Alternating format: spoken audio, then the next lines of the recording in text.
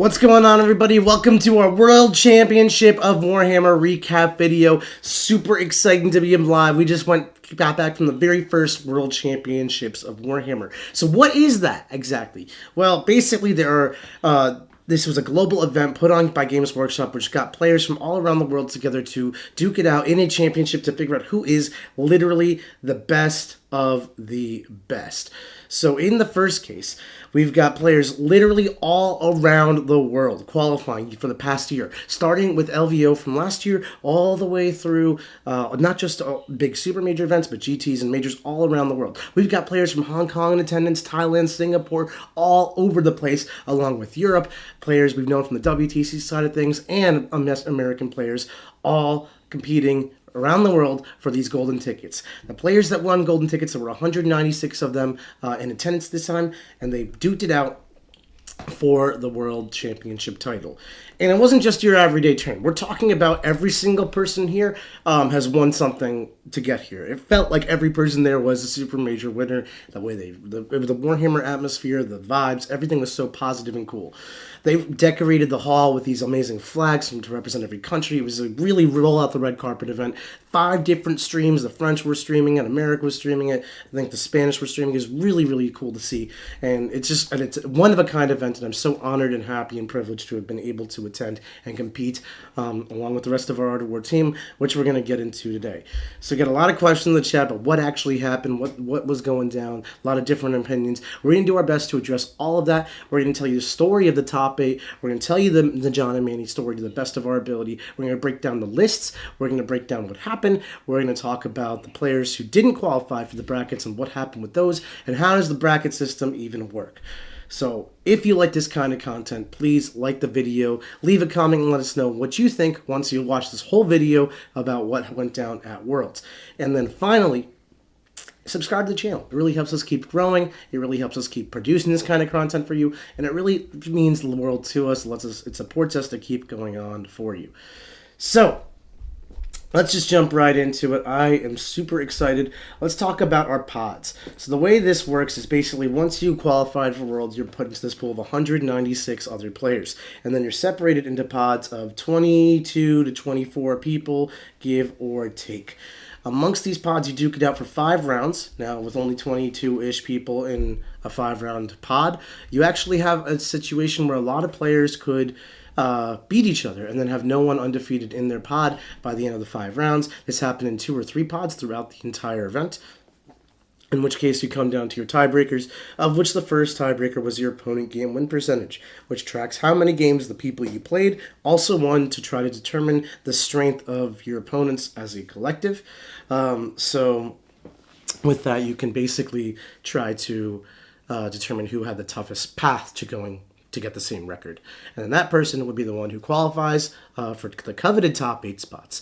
Only 8 players play in top 8, of course, and then they do so in a double elimination bracket where the players can actually afford to lose 1 game and 1 game only, get put into a loser bracket, duke it out amongst all the other losers to then determine the rights to play the only remaining undefeated person in the double elimination championship bracket, which did happen this year. And oh man, was that an amazing story. So we're going to break through all that. We're going to talk about some lists, and we're going to talk about the story of the players who not only made top 8 and what happened in there, but also the players who got put into the World Championships tournament bracket, which I will say is the hardest tournament I have ever played in my life. So very exciting stuff going on today. We're looking at Group 1 right now. This is John Lennon's group. John won this group with his Space Marines. He had to play against Josh Roberts, the captain of Team England, on his way here, and was totally in control of that game from what I heard from Josh. Just John's a really great player. It was pretty much Josh's scoop on how John won that game. So really awesome play there. Innes Wilson took an earlier loss as well, along with some of these other great players. Every pot of great players. We actually have 2 different videos going on that have already released on the forum, breaking down those pods, who we thought could do well in those pods, what lists we were impressed by, and all that stuff. So if you are interested in more information about the pods, the players in them, and those lists, please do check out those other videos on our Art of War channel. But in this case, we're just talking about what happened at the tournament today. So Pod 1 was won by John Lennon in a 5-0 sweeping fashion. Pod 2 over here, this one was Jack Harpster, Nassim, and Siegs' pod. Really great pod here and some really tough competition. Jack took an earlier loss in the second or third round of this tournament. But then was paired up into Richard Siegler, who was still undefeated. Teammates getting paired into each other is never what you want to see, but they had a really tough game, really good game, ended up drawing, which eliminated Jack from the pod, but left Siegs as the only other person with a draw to fight against Matthias Bellman from Germany, who I also had the pleasure of playing against this tournament. From what I hear, Matthias Bellman is the Magnus Carlsen of Warhammer, but Richard Siegler is the robot of Warhammer. And the two duked it out in an amazing game. This was the last game in the tournament hall of that Saturday, or of that Friday night, rather, playing into the wee hours, keeping the judges up on their toes, all to have Siegs narrowly come out with the victory. Now, for those of you who don't know, Siegs has been feeling a little bit under the weather. He's basically went 5-0, or 4-0-1, I should say, in the Champions Pod with a cold, with a little robot cold. Unfortunately, for those of you who haven't played super high level Warhammer, it is exhausting. You are mentally drained. I literally am going to bed right after I finish this video because I am done. It is an incredible experience, but it is tiring as crap. And if you're also feeling under the weather, it can compound very quickly. So Siegs showing up for the Saturday top 8 pod, which you're in the right to play in.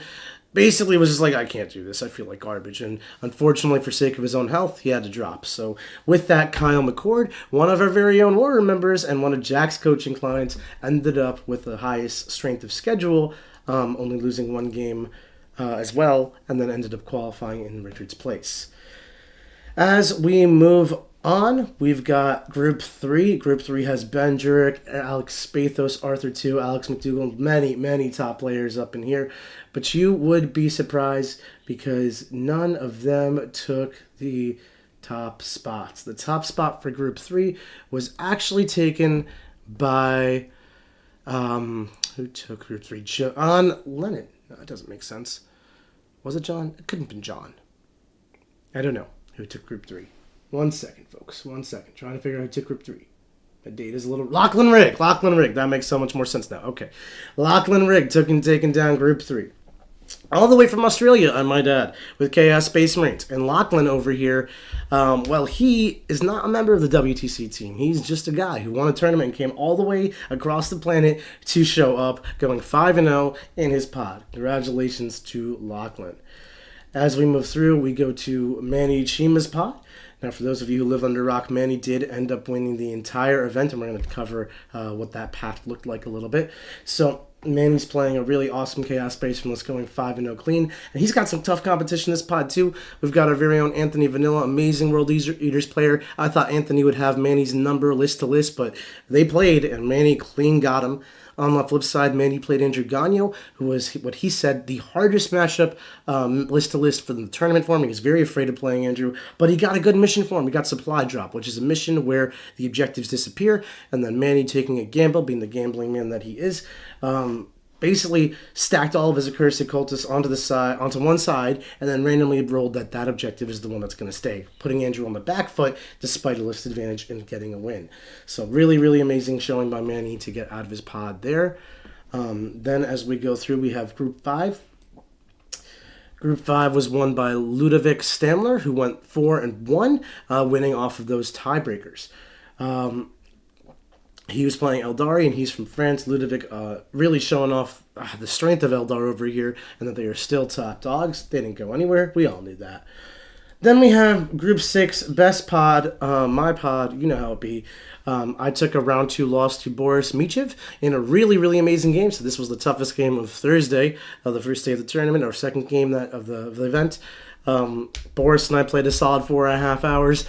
They were the only 2 people in the room still playing. It was a really amazing experience, especially because Boris used to be a student of mine in our coaching services. So it was a little bit of student being the master, and Boris is such a gentleman and such an amazing person to play. We had such a great game of Warhammer, and I have nothing but congratulations for Boris in this victory. And if I was going to lose to someone, I'm glad I'm losing to the guy who won the pod. On top of that, Boris ended up actually losing a game a little bit later down the line. He lost in round 5 to a Tau player, which then brought everyone in our pod to the 4-1 record, and then in turn it came down to tiebreakers, of which of course Boris had tougher opponents than I did by math, and then with that won the event. Finishing out our pods, we go to Group 7. Group 7 was won by Arne Zerndt. Arne is a great player from Germany, potentially one of the strongest players in Germany, and showing absolute domination with Eldar, going 5-0 clean and just being the man with the elves. And then finally we have Group 8, potentially the hardest pod in all of the pods of this event. And basically, in Group 8, we had our very own Quentin Johnson dominating with Eldar, taking out Liam Wiesel and Leishu from Poland, or from Belgium and Poland, respectively. Liam Wiesel bringing Death Guard, and Army Quentin actually plays and coaches for our War Room, and then beating Leishu's Dark Angels and another Nailbiter. So really amazing showing by Quentin, but then he ran all the way into Liam Hackett in round 4, who was running Necrons, dominating Eldar players. Necrons with the Warrior spam is a hard counter to these modern-day Eldari builds, so it's a bit of a mismatch in the meta there. And Pod 8 was actually decided by a Slogfest Necron mirror in the Kill Point mission, which was won by Valentine, all the way from Germany as well. So with that, we'll take a look at our top 8 players and their strength schedule. And we'll talk about what happened in the top 8 as well. So first, we have Lachlan Rigg beating Kyle McCord. Kyle McCord is, of course, Richard Standen as a next player who qualified. Chaos Space Marines beating Black Templars. Then we've got Arne Zerndt from Germany losing to Valentine Schefter's Necrons, also from Germany. So now we have Chaos Space Marines and Necrons progressing to round 2, while Kyle McCord and Arne go into the losers bracket. Manny Chima beating Ludovix Eldari with his Chaos Space Marine Accursed Cultist spam. Ludovix Eldari go to losers brackets, and then John beats Boris in their first game, avenging my defeat, knocking Boris to losers bracket. Now in the losers bracket, which is down here, that's where we can follow up to see who makes back into the top 8. But let's just finish, or the finale. But let's just finish up who our first finalist is, with Lachlan Rigg beating Valentine Schefter, CSM getting the best of Necrons here, and then Manny Chima beating John Lennon in their first of 3 matches here in Battle F. So this is the first point of contention that I think we just need to address right up in front. It's only really contentious because the internet has taken things largely out of proportion from what I can tell. I was not in John's shoes, Manny's shoes, or the judge's shoes. While I was in the room physically, I still got told what happened kind of from people who were there a bit after the fact. So take everything I say with a grain of salt as well, but it's probably more accurate than whatever you read on Reddit this morning. So let me do my best to clarify what went down in the Manny vs. John Game 1. So Manny and John played an amazing game of Warhammer, really tight, really close. And on turn 2-ish, I think it was turn 2 from what I understand, John needed a 6 on an advance with some aggressors to get behind a wall to create a board state, which was nice, and then from there continue playing on a game. If he failed that advance roll, he would have had to do something else, and the game would have been drastically different in direction and flow of how it went. John rolls a 6, he goes behind the wall, life is dandy. Turns later on, perhaps after the game later on, I'm not entirely sure. One of the judges has as a clarifying question, hey John, aggressors move 5, right? That move you made earlier, could you have done it? And then John, being the gentleman scholar he is, immediately was like, oh crap.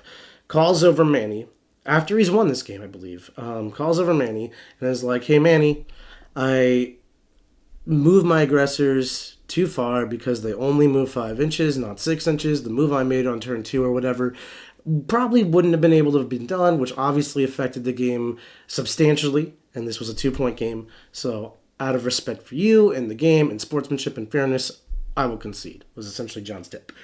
So Manny, as the victim here, in theory, as the person who essentially was the victim of John misplaying a rule, got the win, John got the loss, life moves on. John goes to loser bracket. But then, and this Manny didn't pressure John. I want that to be very clear because I think a lot of people are vilifying Manny right now, and he did not do anything wrong in this moment. So, that's just what's going on. Really sporting thing of John to do, really, is all it is. So then, maybe 20, 30 more minutes goes by. And again, this is all real time. We're all at the event. This is happening live in front of us. 20, 30 minutes later goes by, and it turns out Marneus Calgar himself moves 6. Now, why this is relevant is because while the aggressors move 5 and Calgar moves 6, and they're joined together, models move at their individual move characteristic rates. So it's very possible that Marneus Calgar was able to clear the wall. It was the model in question, and they ended up creating the board state that they played with legally, meaning John conceded for playing a rule correctly, which he, for a brief time, thought he played incorrectly. But the concession was already done, and this was well into the next round. John had already deployed against Arn. Manny had already started his game with Lachlan, which you'll see is the semifinal round right in front of us. So it's a little bit of a timing issue. If you're going to recognize these things, we're already in the next game. How they handled it is how they handled it. And they also went back and checked the tape. And if you go back and check the tape, it's on twitch.tv/Warhammer. You can go back and watch it. You can see very clearly that it's not clear at all. I do professional streaming for a living. There is a fisheye effect when an overhead camera looks at the table below it. That basically makes it functionally impossible for a viewer to get an accurate read of the measurement of a model to the inches level of degree. You can get a loose sense of understanding. You can definitely look at it and think you know what you're talking about. You can be even confident with what you're talking about, but you are not 100% sure. And if neither Manny nor John are 100% sure, and the judges aren't 100% sure, then Reddit, you really don't know. So anyway, that's essentially the end of that drama experience.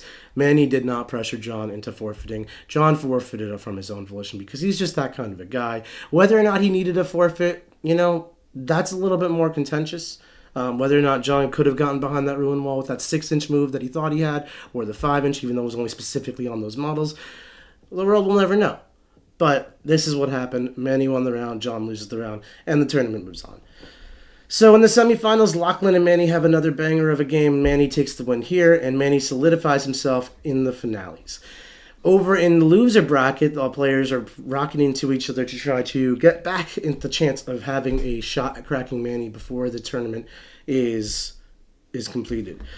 Kyle versus Arn. Arn claimed victory over Kyle, knocking Kyle out of the tournament entirely. Ludovic versus Boris. Boris beat Ludovic. This is all happening simultaneously and on Saturday.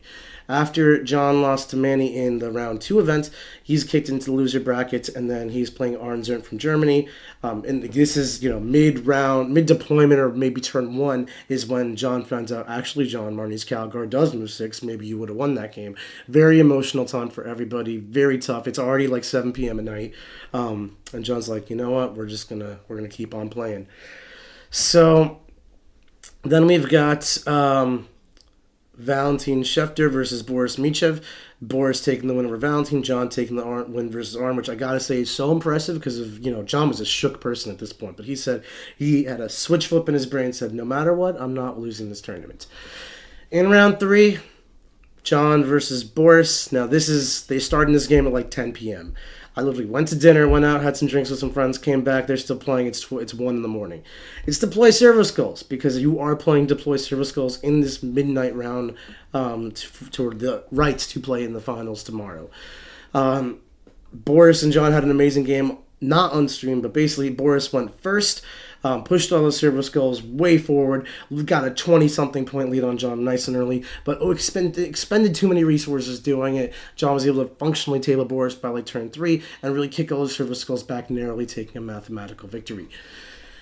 Sunday morning rolls around, the final day of the tournament. We have Lachlan playing John for the final chance to play Manny. John taking the win versus Ultramarines. And then we go into the finals. Now, this is another point that I just want to highlight where, again, Manny did nothing wrong.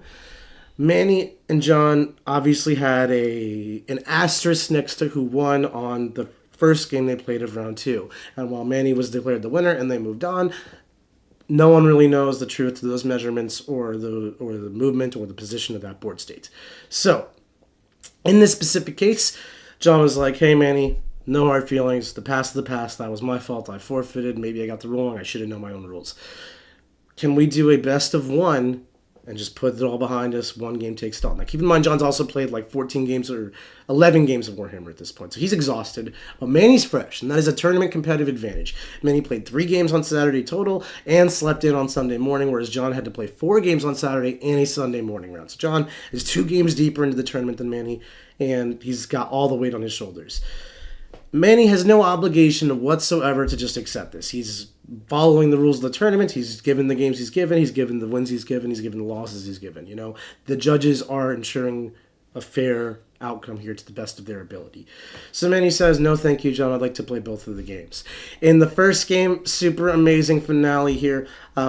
It looked all hope was lost for John. It was a come from behind victory out of nowhere. Basically, what happened was John was back against the wall, looking for any line of play he had to steal a win, sneak him in a win. You know, just not lose in this game. Where not losing is all that matters. He had to hit an 11-inch charge on turn 5 to get a draw. Not even win the game, but get a draw. But there are no draws in the Warhammer 40k Championships on Sunday. The tiebreaker, as defined by the rules ahead of time, which all the players had access to, is that you will play a turn 6 in the event of a turn 5 draw. In this specific case, John slams those boxcars on the table, moves those guys up, gets that rhino or whatever he was trying to get, and draws the game. Then they play turn 6, and because Manny had such an immense lead, and John's more of a back-end kind of game with this army, John just cleans it out turn 6, and they move on to game 2.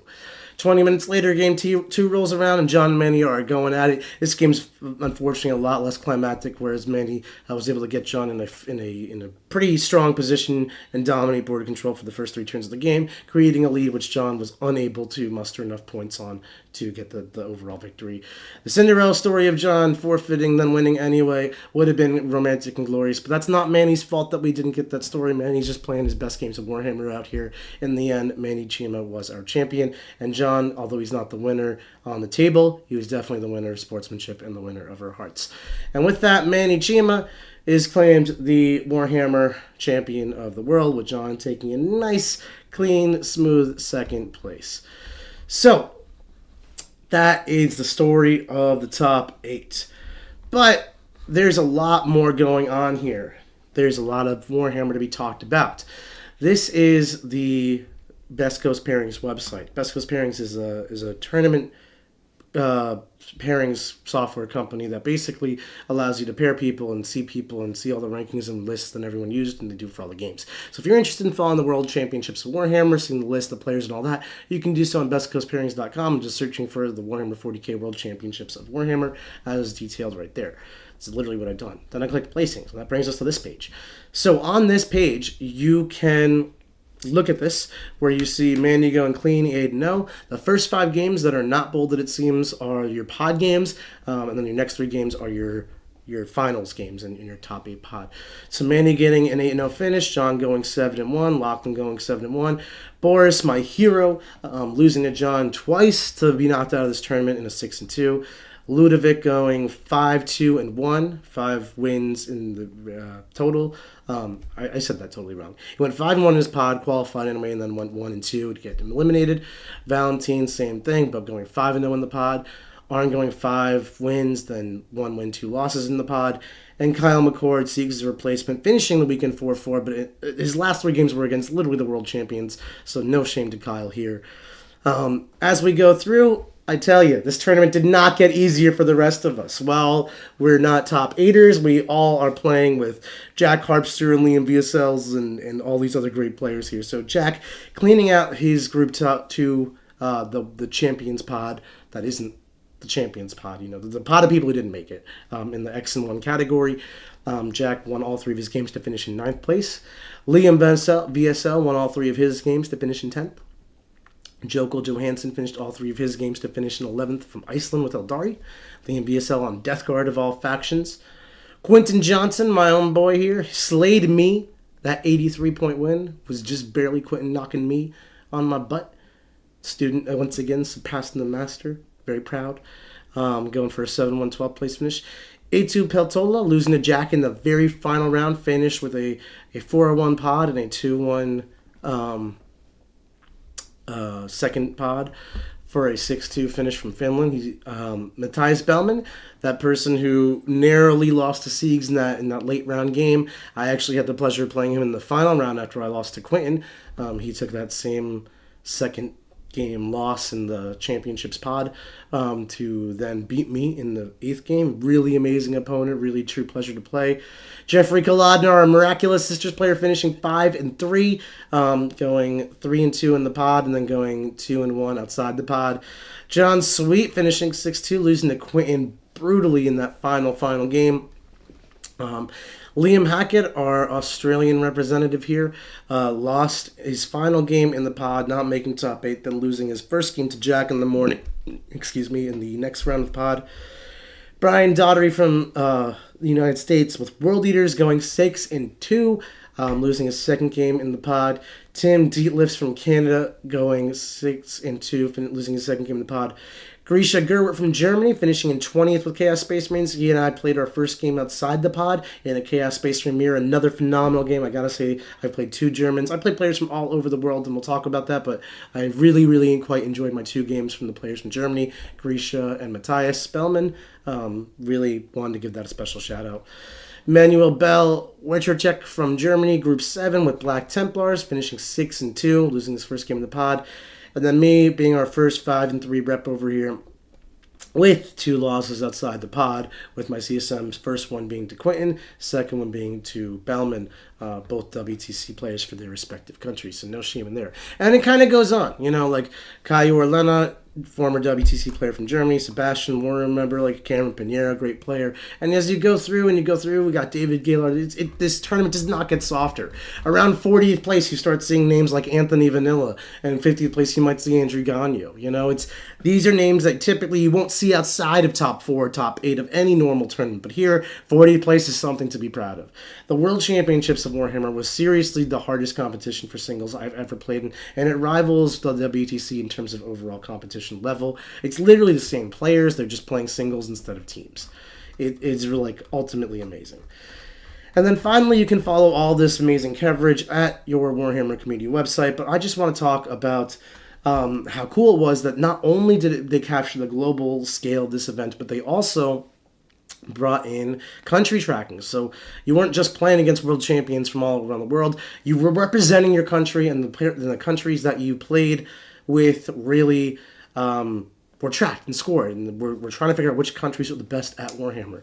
So for Age of Sigmar, we've got this is the champions. I want to see the countries. Here we go. For Warhammer Underworlds, we've got Canada taking the top spot, followed by Spain and the United States. For Kill Team, Spain was the best kill team country, followed by Poland and the United States. In Age of Sigmar, the winner was France, followed by the United States and England. And then finally, for Warhammer 40k, the United States dominated, followed by England and Germany. But the overall best country at all things Warhammer was, in fact, the United States, which is such a really cool thing to just be able to hold and have. But ultimately, I don't want that to be the takeaway here, because it was what the real thing to me that made this tournament so special, aside from the obvious competition and the title and world champion and all that stuff, was the community. This event really highlighted the community more than pretty much any other event in the world, aside from maybe WTC. And it gave players that don't get the chance to go to WTC, because it is only 8 people per team, a chance to potentially qualify on your own and just get invited to, I saw a meeting of worlds all over, from friends I've made across the pond, friends I've made throughout America, and people I've never met before from Hong Kong and Singapore, and I played a man from Thailand. It was such an amazing event. Right? And all these people coming together and bonding over Warhammer, it made me so proud. There was emotional moments all over the weekend. I had tears come to my eyes probably 3 or 4 times at various different points of this event, like happy tears and emotional tears. And it was really, really, really something to be special. I'm so happy and honored and privileged to be part of it.